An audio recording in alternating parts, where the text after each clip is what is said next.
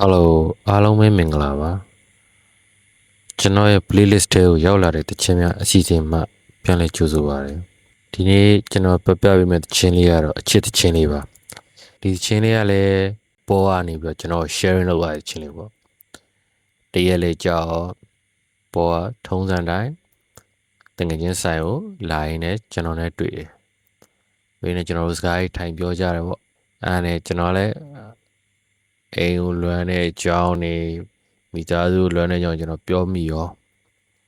ပြောကြရင်ねရုတ်တရက်ပေါ်ကမင်းနဲ့မင်းမျိုးသမီးကိုလွမ်းနေရလားအေးလို့ငါလွမ်းနေလို့ဘာဖြစ်လို့လဲဆိုတော့အဲ့ဒါမင်းဒီတချင်နားတောင်ကြီးတဲ့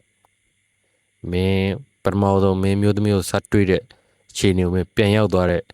မှုမျိုးကိုမင်းရရမယ်ပေါ့အဲ့လို feeling မျိုးမင်းပြန်ရသွားမယ်ပေါ့ဒီတချင်ကိုနားတောင်လိုက်ရင်ပေါ့အဲ့တချင်လေးတစ်ပုဒ်ကို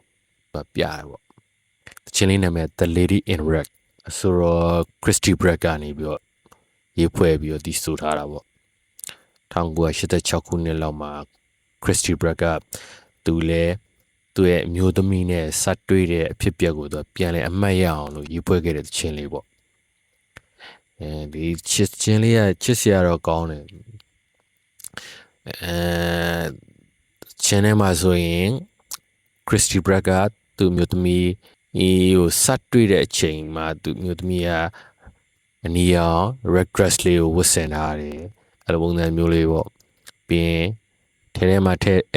သုံးထားတဲ့စာသားတွေတချို့စာသားတွေဆိုမိန်းကလေးတိုင်းကြားကျင်တာပေါ့မိန်းကလေးတိုင်းကကိုချေရတဲ့အမျိုးသားစီကကြားကျင်တဲ့စာသားမျိုးတွေပါထည့်သွင်းပြီးရေးဖွဲ့ထားတာပေါ့ဒီညာလောက်မင်းလှနေတော့ငါတစ်ခါမှမမြင်ဘူးဆိုတဲ့စာသားမျိုးတွေပါသူကထည့်ပြီးရေးဖွဲ့ထားတာပေါ့ချင်းလည်းချစ်စရာလည်းကောင်းပြီးတော့ဒီချင်းလေးက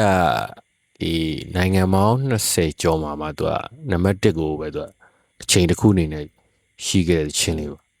ဒီနေ့ထိဟိုပါပဲမင်္ဂလာဆောင်တွေမှာဆိုဒီသချင်းကိုအဖွင့်ဆုံးသချင်းလို့တော့ပြောကြတယ်ချို့ကပြီးတော့မင်းသမီးဒိုင်ယန်နာတို့ဘာလို့အစကြိုက်တဲ့သချင်းတစ်ပုဒ်ဖြစ်ခဲ့တာ哦အဲကြောင့်မိတ်ဆွေတို့လည်း music platform တစ်ခုကနေပြီးတော့ရှာပြီးနားထောင်ကြည့်လိုက်မိတ်ဆွေတို့လည်းလုံးဝမသိကိုယ့်ရဲ့ချေရတဲ့သူပထမဆက်တွေ့တဲ့အဖြစ်အပျက်ကိုပြန်ရောက်သွားတဲ့ feeling မျိုးပေးတယ်ပေါ့အဲ့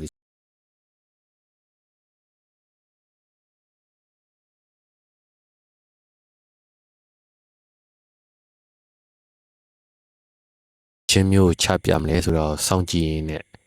ဒီနေ့တော့ဒီလောက်နဲ့ပဲအဆုံးသတ်လိုက်ပါတယ်အားလုံးကိုကျေးဇူးတင်ပါတယ်